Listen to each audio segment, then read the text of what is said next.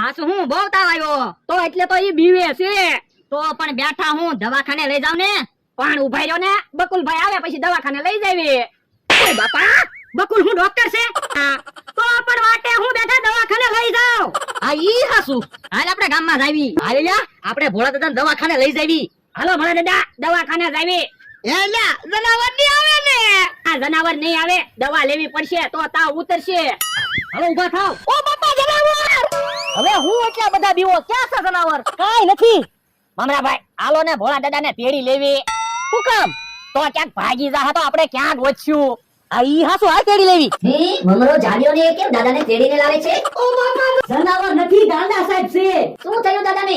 એને તાવ આવ્યો અને જનાવર ભાળી ગયા તે બી ગયા જનાવર મગજમાં મીડી ગયું એવું છે? હા જેને ભાળે ને એને જનાવર જ સમજે અઘરો કેસ છે એટલે તો તમારી પાસે લાવ્યા કોઈ વાંધો નહીં, તપાસ કરી લઉં છું. હારું છે ગાંડા સાહેબ નું દવાખાનું અહીંયા છે તે ભોળા દાદા ને આપણે જલ્દી અહીંયા લાવ્યા તો હું હવે દવાખાનું 1-2 દિવસ જ ખુલ્લું રાખવાનું છે. કેમ તો શું તમે કોઈ દવાખાને તો આવતા નથી? પણ અમે માંદા જ નથી પડતા તો દવાખાને હું કામ આવી તો પણ એક કામ કરો ને, તમારે બધાએ મને 5000 રૂપિયા મહિને આપી દેવાના. કેમ જો તમે કોઈ દવાખાને ન આવો તો પછી મારે ખાવું શું? તો એક કામ કરવી આપણે ગામમાં પછી મીટિંગ રાખશું એમાં વાત કરશું અત્યારે તો દાદાને હારા કરો એ કોઈ વાંધો નહીં, ખર્ચો થશે હો. કેટલો એ 50000.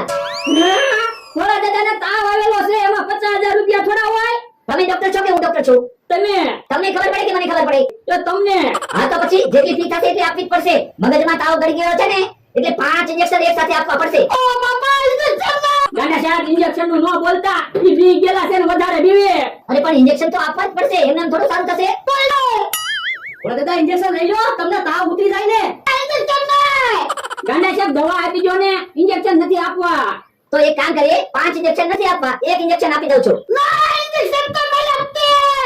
દાદા એટલો બધો દેખાડો કરો માં, ઇન્જેક્શન હું આપીશ ને તમને ખબર નહીં પડે. કોઈ વાંધો નહીં, ઇન્જેક્શન નથી આપવું બસ. ભોળા દાદા હવે નો બીતા ઇન્જેક્શન નહીં આપે દાદા વાર્તા સાંભળવી ગમે છે? તો હું તમને વાર્તા કહું છું.